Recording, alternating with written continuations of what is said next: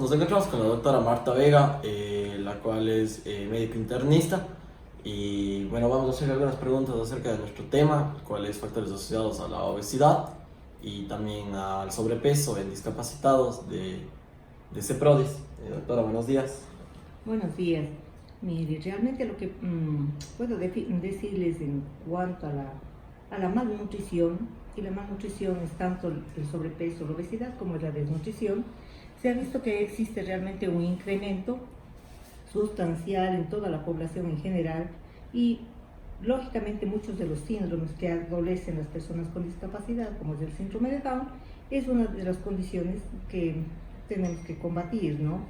Un factor realmente no solamente de las discapacidades, sino el factor primordial es las malas prácticas alimenticias, las dietas malas y también la falta de ejercicio, es decir, vivir la vida de manera sedentaria.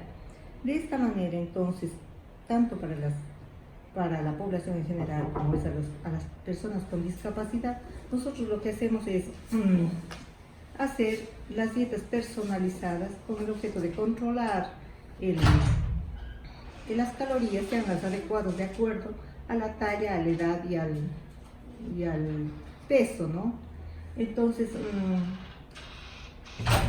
y también damos los ejercicios de acuerdo a la patología. Tenemos muchas personas aquí que están en silla de ruedas que se encuentran con síndromes en donde se ve afectada la médula, entonces tienen parálisis. Entonces a ellos hacemos los ejercicios que están indicados para activar lo que es el tren superior, por decir. Tenemos también algunas asociaciones con otras instituciones y, por ejemplo, ellos hacen bailoterapia con el objeto de que entonces se equilibre, ¿no?, lo que es la ingesta con lo que es el egreso de las calorías y así tratar de que la persona tenga el peso adecuado. Bueno, doctora, muchas gracias por la introducción. A continuación queríamos empezar con unas preguntas que teníamos preparadas previamente para usted. Bueno, empezamos con la primera pregunta. ¿Por qué, según indican los estudios al respecto, hay cada vez más personas en el mundo con obesidad y sobrepeso? Es que han cambiado las condiciones. Si nosotros estamos viendo cómo es el trabajo habitual de las personas a unas pocas décadas de lo que estamos viendo este rato, vemos que realmente el trabajo era más físico, y la comida también, la ingesta de la comida era más natural. En cambio nosotros vemos que al momento la gente está más sedentaria, está utilizando mucho tiempo los equipos tecnológicos y no hay un equilibrio en la ingesta y lo que queman las calorías. De hecho, entonces este desequilibrio va a hacer que el organismo vaya acumulando la grasa y entonces el problema del sobrepeso, de la obesidad. Listo. ¿Se puede intervenir sobre la causa de la obesidad si esto se debe a alguna alteración genética? Al momento no estamos haciendo esta situación, pero sí estamos dando el mismo tratamiento para la población general, así sea de un síndrome que sabemos que por su condición tienen esta tendencia a la obesidad. Igualmente la utilización de muchos psicotrópicos, uno de los efectos colaterales es justamente esta voracidad o esta tendencia mayor al consumo a la ingesta, ¿no? Entonces, lo que hacemos es, como decimos justamente, el tratamiento personalizado para nosotros, entonces, ayudar a que estas personas coman lo que tienen que comer y hagan el ejercicio y las actividades que quemen estas calorías que han ingerido. Perfecto.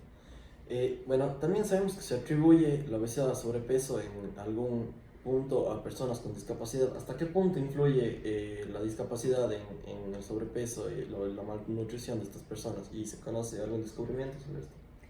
Lo que pasa es que la discapacidad no es una, son varias discapacidades y muchas personas entonces tienen multiretos, que decimos, es decir, muchas discapacidades o muchas limitaciones a la vez.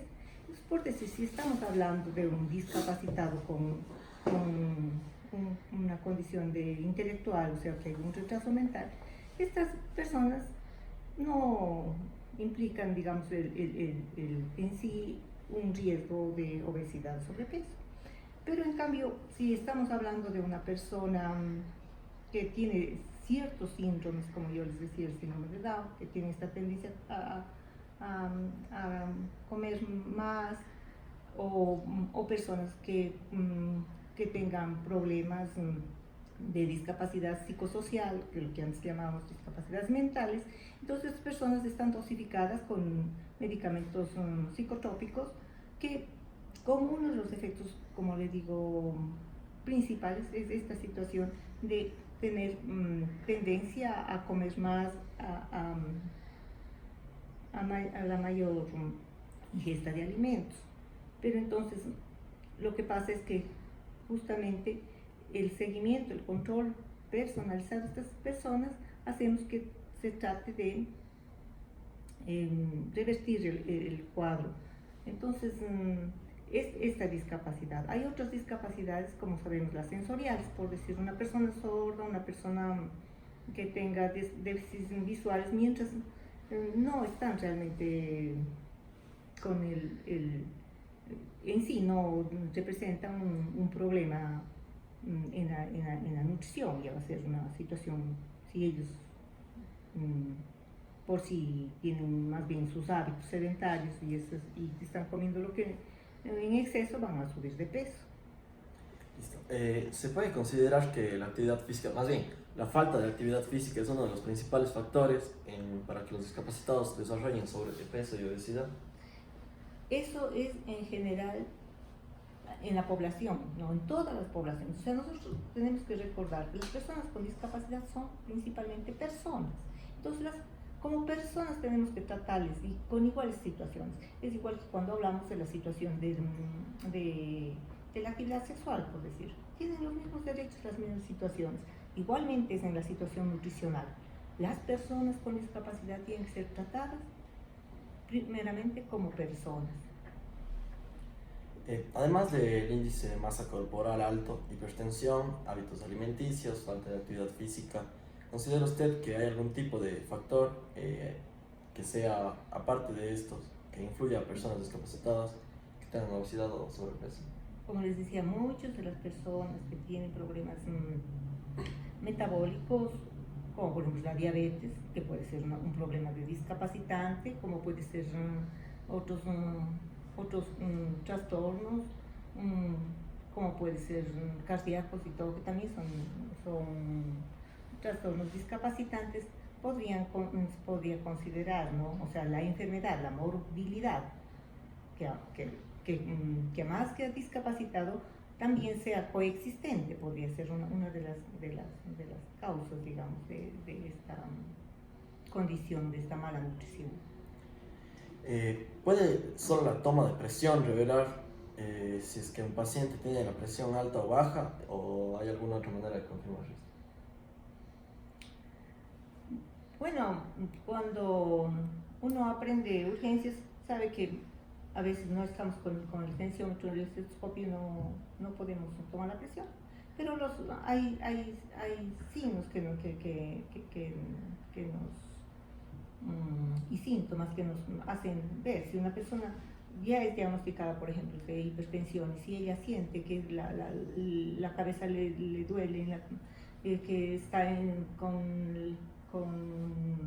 acalorada, entonces sabemos que seguramente le subió la presión.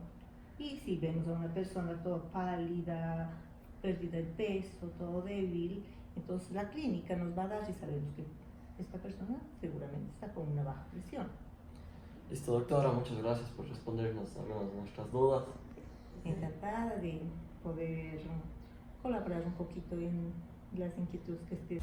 Bueno, doctora, tenemos una duda. Lo que pasa es que nosotros hemos desarrollado en base a un poco de investigación algunas preguntas que creemos que son indispensables para diagnosticar o, bueno, tener una idea de más o menos que la persona podría tener sobrepeso o obesidad. Queremos que nos ayude a saber si estas preguntas están bien, están mal, son preguntas que son necesarias a la hora de saber si un paciente presenta alguna de estas patologías, y también si nos pudiera ayudar a darnos una que otra pregunta la cual pudiera ayudarnos en nuestra investigación. Primero preguntamos el género, que creemos que tal vez puede influir un poco en esto. Sabemos la edad, que está dividida entre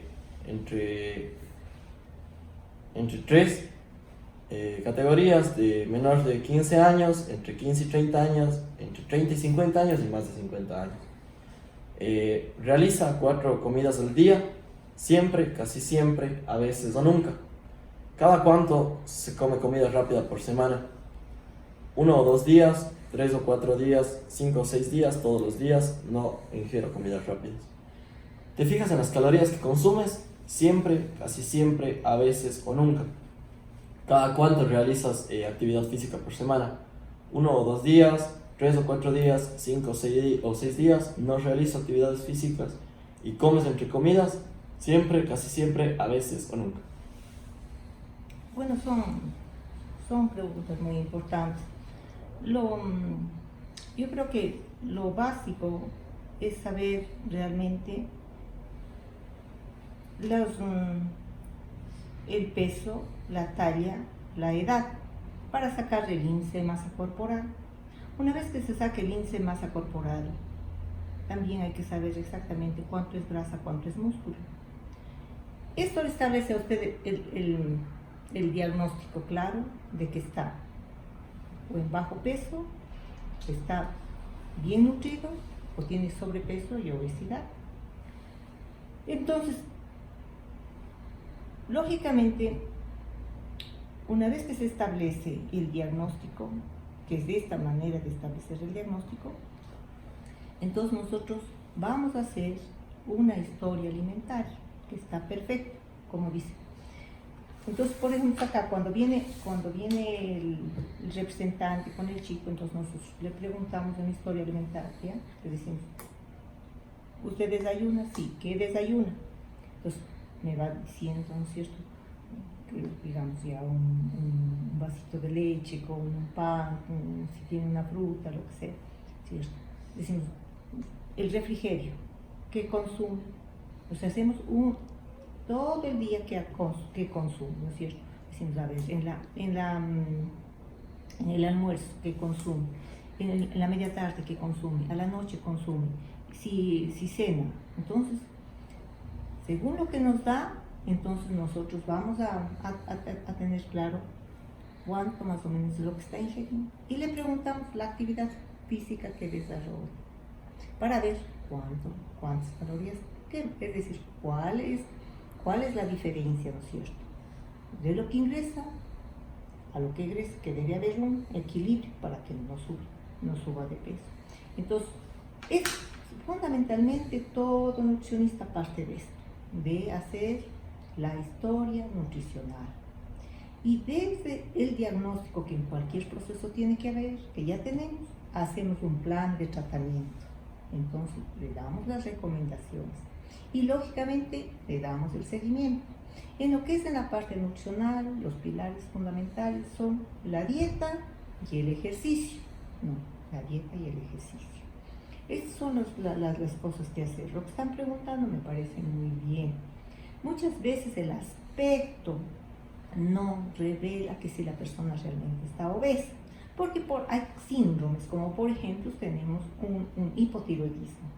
El hipotiroidismo, entonces, sí hay un poquito, digamos hasta unos 10 kilos que podría subir debido a esto, pero generalmente no es por esta subida de peso, se debe más bien a la retención de líquidos, no es de grasa.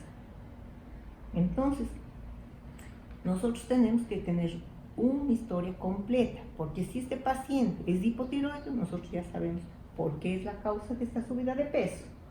Por eso es importante entonces considerar al paciente de una manera integral, saber toda su clínica. Sí. Eso es el... Gracias, doctora. Bueno, nosotros aquí estamos viendo que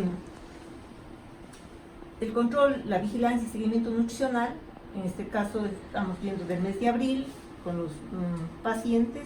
Entonces, nosotros, ¿qué estamos controlando? Estamos viendo el género, la edad, la cintura, el peso, la talla, el índice de masa corporal. Estamos viendo la fecha que se registra, ¿sí? ¿Y por qué nosotros tomamos en cuenta esta situación de la cintura? Porque es lo primero, el primer cambio que se va a dar, es el perímetro de la cintura, en caso de que la persona empiece a engordar o también al contrario, se esté flaqueando. Así, digamos, el índice de masa corporal no varía, lo primero va a haber la variación del diámetro de la cintura. Entonces, luego nosotros, cuando ya tenemos las tablas de estadísticas, entonces nosotros hacemos el análisis de estas tablas estadísticas para ver cómo se encuentra en general la población. Entonces tabulamos, decimos cuántos están en peso normal, cuántos están en sobrepeso, cuántos están en obesidad, y tomamos entonces de eso los correctivos.